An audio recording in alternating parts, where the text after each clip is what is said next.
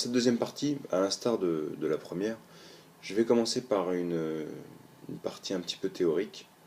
où je vais revenir sur des aspects un petit peu anatomiques de niveau musculaire au niveau articulaire, pour essayer d'expliquer ce qui se passe sur un plan purement mécanique, euh, si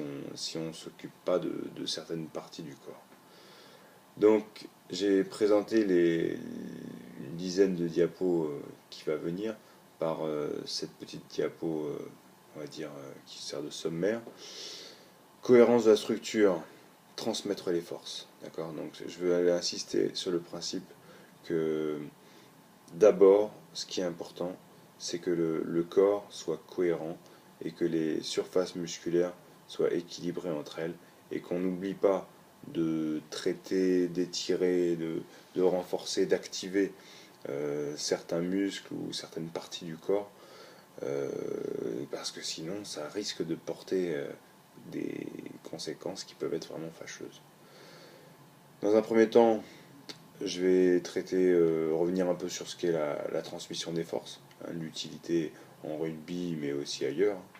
Ensuite, je vais faire un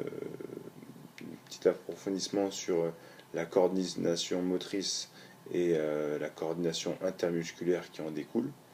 pour ensuite par contre rester assez longtemps et aller assez profond, sans vilain jeu de mots, sur l'importance des muscles profonds, que ça conditionne l'obtention d'un gainage solide et efficace, et aussi et surtout que ça évite beaucoup de douleurs ou de blessures qui peuvent intervenir si jamais on ne traite pas comme il se doit ces fameux muscles profonds.